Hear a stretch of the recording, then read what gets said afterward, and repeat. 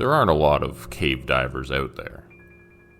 It's a very small community due to the high chance of death involved. It's considered a form of penetration diving. Dangerous in that you cannot swim quickly up to the surface in the event of an emergency. You have to swim back out the way you came in. Since it's such a niche form of diving, I was a bit more than surprised when John, a friend of a friend, told me at a dinner party that he was a cave diver too.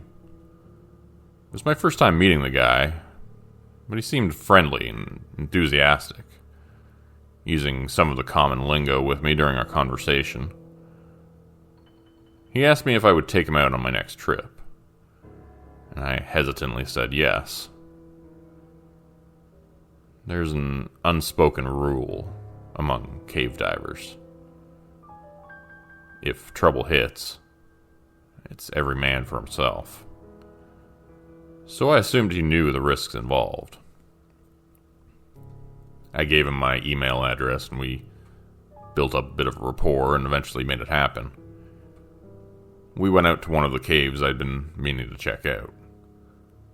It was a calm day and the sun was shining with no clouds in the sky. Perfect weather for diving.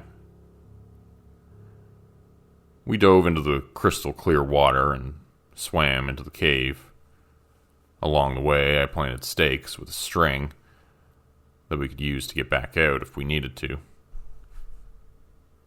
The cave got darker and darker as we proceeded further into its depths. I instinctively controlled my breathing, but looked over to see John taking deep, heaving breaths. Odd for an experienced diver, I thought, as he had claimed to be. Eventually, we had to turn on our flashlights, and they illuminated the rough stone walls of the cave. Occasional sea life swam by, but other than that, we were completely alone in the silence of the ocean water. It was peaceful for a while, and I listened to my thoughts as I swam, and felt no fear as I kicked my legs with practiced motions and propelled myself forward through the winding tunnels. But then something went very wrong. Dust and silt was suddenly clouding the water, making it difficult to see. I turned around and saw John fleeing back towards the entrance, terrified.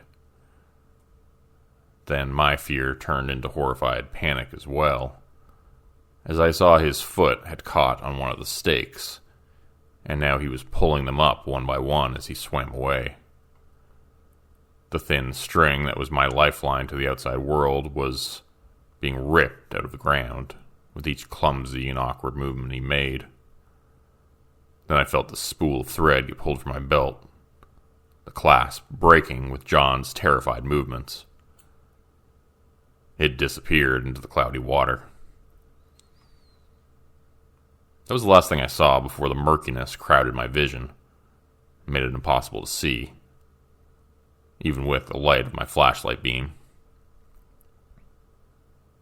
With his flashlight gone, the space was twice as dark as before.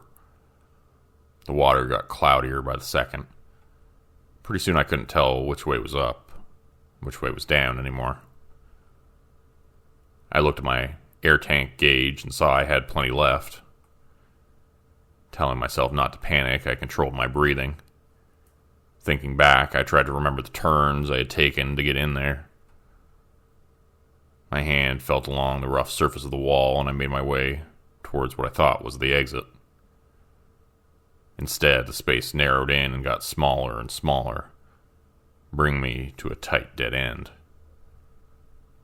My breath started to come fast and ragged again as I panicked and fought my fear from taking over.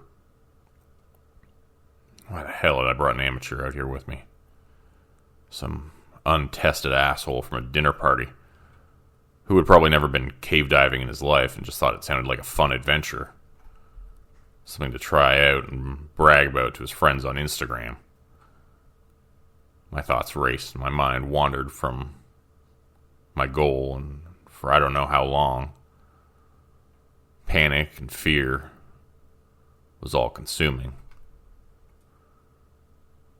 I backed out and turned around, trying to find the way out of the section that I was trapped in, the cloudy water that surrounded me, making me feel like I couldn't breathe. Like I was blind and deaf and running out of air by the second. My flashlight was next to useless.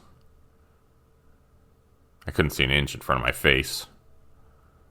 Pulling myself along the stone wall, I saw a dim light in the distance. It was barely visible through the cloud of silty debris, but I pulled myself toward it. The rocks came to a sudden end once again, pinning me in. The light was gone, and I couldn't find it again. I tried to remember my training and push myself backwards where I'd come from.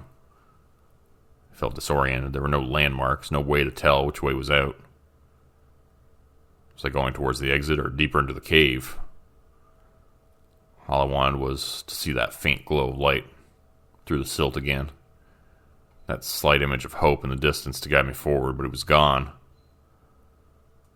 I began to hyperventilate. The world began to go dark, and then it went out like a burnt light bulb. When I woke up, the cloud was still hanging in the water around me. Worse yet, I dropped my flashlight. It was barely visible down on the floor below me. I swam down to it, thankful for at least a sense of direction that was down. Grabbing the flashlight, I took a quick look at my air gauge. Not much time left now. Only 10 minutes, maybe less, I thought to myself. Pick a direction. Bounding off the bottom of the cave, I made my way up and carefully veered to the right, holding my arms out in front of me and hoping not to run into anything. I was terrified that I was picking the wrong way. There were so many other ways to choose, but something told me that maybe this was the right one. Then I saw it again, that glow of light in the distance. I tried not to get too excited as I clawed my way forward along the rocky walls, trying to maintain course, not veer from my focus. The light in the distance that represented hope, life, oxygen. Oh, and I would definitely punch John in the face as well, I thought to myself. The glow of light got bigger until it became the outside world.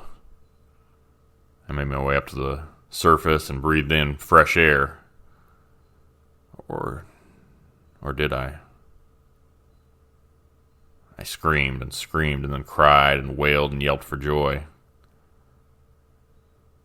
Or did I? John stared at me, his mouth agape. He was waiting on the boat, a guilty look on his face. "I'm sorry," he said.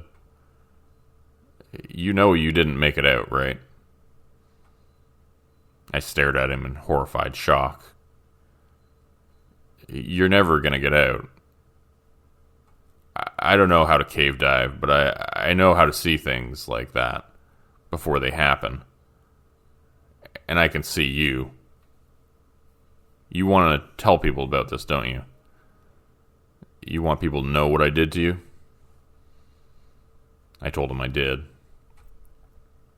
My spirit spoke the words, and he typed them out for me on his phone. As I breathed my remaining air inside the cave, my body still laying unconscious on the floor inside, I know I will never make it out. I'll die in there.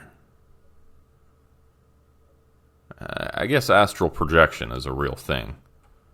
And Mr. Sixth Sense over here can see and hear me, at least for now. So I'll give you this one last piece of advice before he leaves me here to die. Don't go cave diving with amateurs.